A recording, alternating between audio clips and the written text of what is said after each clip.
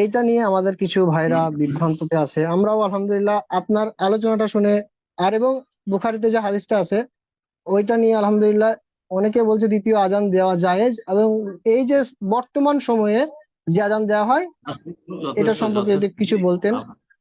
আপনি তো বক্তব্য রেখে দিয়েছেন, তো কেমন করে হবে? হলো যথেষ্ট, প্রশ্ন বুঝে নিয়েছি। ঠিক আছে, প্রশ্ন সংক্ষেপ হইতে হবে। প্রশ্ন যদি উত্তরের চাইতে বড় হয়ে যায় তাহলে এটা অপছন্দনীয়, বুঝছেন না?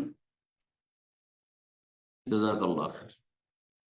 আহলে হাদিস বলতে যদি ভারত, বাংলাদেশ, পাকিস্তান বুঝেন, কারণ কূপের মানুষ কূপের মাছ মনে করে যে এটাই সাগর, কথা বোঝা গেছে। আর সাগরের মাছ বা নদীর মাছ মনে করে না রে, নদী মানে অনেক বড়। তো এইরকম বিষয়টা আছে। আহলে হাদিস শুধু ভারত, বাংলাদেশ, পাকিস্তানে আছে এমন কথা নয়, সারা বিশ্বে আছে। আরব দেশে আহলে হাদিস আছে, আসলে আহলে হাদিস আরব দেশে আছে।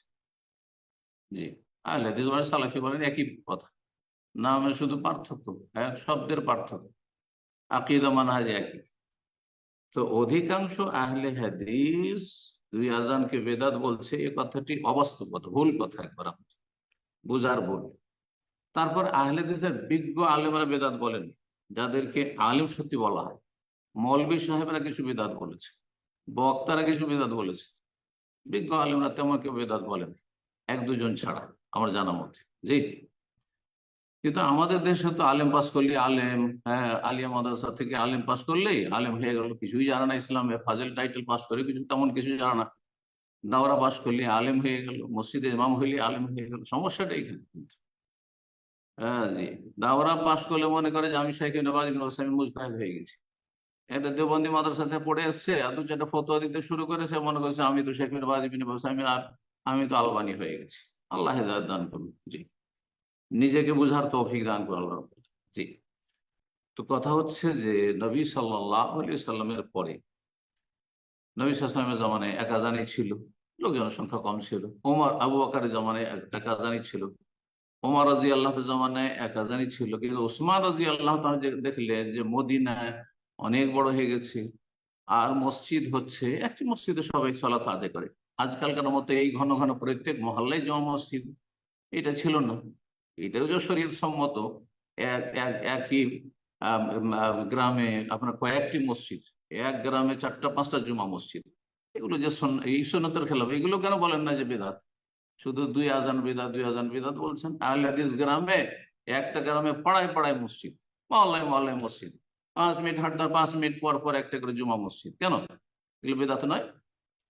আল্লাহ বুঝার তৌফিক দান করুন। তো বলছিলাম, ওসমান রাদিয়াল্লাহু তাআলা দেখলেন যে লোকজনের সংখ্যা অনেক বেশি বেড়ে গেছে, আর লোকজন কাজে কর্মে ব্যস্ত থাকে। একটি আজান শুধু খুতবার সময়, সেটি আসল আজান, সেটা যদি দেওয়া হয় আস্তে আস্তে মানুষের লেট হয়ে যায় পরিষ্কার পরিচ্ছন্ন হয়ে গোসল করে প্রস্তুত হয়ে। আর লোকজন সেই দিন হাট লাগে জাউরা নামক স্থানে, তখন মাইকের ব্যবস্থা ছিল না। তো এখন মসজিদে নববী থেকে যদি আজান দেওয়া হয়, তো জাউরা নামক স্থানে হইচই করছে, হাট বাজারে হট্টগোল চলছে, আজান তেমন শুনতে পাবে না, প্রস্তুতি নেবে কি করে? সেজন্য জাউরা নামক স্থানে একটা বাজারে উঁচু জায়গা, সেখানে গেছে আজানটা দিয়েছিলেন। আজকাল এই কাজটি মাইকের মাধ্যমে হয়ে যাচ্ছে, মাইকের মাধ্যমে হয়ে যাচ্ছে। এমন কিছু আহলে হাদিস মৌলবীদের কথা যে তাহলে তো গিয়ে হাটে বাজারে বাজারে গিয়ে দিতে হবে, আজান দিতে হবে। এগুলি জাহালাত আসলে ফতোয়া দেওয়ার ক্ষেত্রে। সবাই মুজতাহিদ সাজলে কাজ হবে না। আরে মোত্তাবে হন, মুজতাহিদ হইেন না, মোকাল্লেদ হইতে বলছে না, কিন্তু অন্তত মোত্তাবে হন, কোরআন সুন্নাহর অনুসারী হন, বড় আলেমদের অনুসারী হন। আর প্রত্যেকটা মৌলবী সাহেব মুজতাহিদ, প্রত্যেকটা মৌলবী সাহেব মুজতাহিদ, এই মানহাজটি আহলে হাদিসদের বর্জন করতে হবে, না হলে বিভ্রান্তির শেষ থাকবে। আল্লাহ হেফাজত করুন। আরব আহলে হাদিসরা, আরব সালাফিরা এমনটা নয় যেমন ইন্ডিয়া, বাংলাদেশ, পাকিস্তানের সাধারণ মৌলবী সাহেব। সবাই ফতোয়া দেয়, সবাই ফতোয়া দেয়, যার ফলে ফিতনা ফাসাদের শেষ নেই, ইখতিলাফের শেষ নেই, কলহ বিবাদের শেষ নেই। মানুষের অন্তরে ফাটল আর ফাটল, একজন মৌলবী সাহেব একজন মৌলবী সাহেব অন্তরে মিল নেই, শত্রুতার শেষ নেই। অন্তরকে পরিষ্কার করতে হবে, না হলে জান্নাত যাওয়া যাবে না। জাযাকুমুল্লাহ খাইর। হয়তো কিছু কথা বললাম, বাস্তব সত্য এবং তিক্ত কথাই আসলে দেশের প্রেক্ষাপট। জি, কারণ সেখানে আমি জন্ম নিয়েছি, সেখানে বেড়ে উঠেছি, সেখানে দেখেছি আপনার আলেম সমাজ মৌলবী সাহেবদের অবস্থা, তাদের অন্তর্দ্বন্দ্ব আর কলহ আর সংকীর্ণতা। আল্লাহ রাব্বুল আলামিন যেন উদারতা দান করেন। তো বলছিলাম যে উসমান রাদিয়াল্লাহু তাআলা আনহু যখন এই আজান চালু করলেন, তখন হাজার হাজার সাহাবায়ে কেরাম বেঁচে ছিলেন, বরং অধিকাংশ সাহাবায়ে কেরামরা বেঁচে আছেন তখন। অল্প সাহাবায়ে কেরাম দুনিয়া থেকে বিদায় নিয়েছেন, কেউ তো বিরোধিতা করেননি, তেমন কেউ বিরোধিতা করেননি, উল্লেখযোগ্য কেউ বিরোধিতা করেন। পক্ষান্তরে মুআবিয়া রাদিয়াল্লাহু তাআলা আনহু যখন এক সাফে তাকে আরসা করলেন গম হইলে, তখন আবু সাইদ খুদরি সাথে সাথে খুতবা চলা অবস্থা, বক্তব্য চলা অবস্থা দাঁড়িয়ে গেলেন, আর বললেন না যে না আমি এটা মেনে নিতে পারি না। যেভাবে রাসূলুল্লাহ সাল্লাল্লাহু আলাইহি ওয়াসাল্লাম একসা দিয়েছেন ওইভাবে একসাই আমি ফেতরা দিই। তাহলে বোঝা গেল যে আরো ওলামারা বলছেন, বিজ্ঞ ওলামারা ভালো করে ফাকানা ইজমাআন, সুতরাং সেই ক্ষেত্রে ইজমা হয়ে গেছে সাহাবায়ে কেরামের, কেউ বেদাত বলেননি। জি। যার ফলে সামান্য দুই হরফ পড়ে মৌলভী সাহেব বক্তা হানাফি মাদ্রাসাতে পড়ে এসছেন আর সেজে গেছেন সমাজে মুফতি, হ্যাঁ, বক্তব্যের জোরে, আর তারপরে আপনি বলছেন বেদাত বেদাত, এগুলো ক্ষান্ত হন। একটু জবানটা কন্ট্রোল করে কথা বলা উচিত সাহাবায়ে কেরামদের শানে আর খলিফায়ে রাশেদের শানে।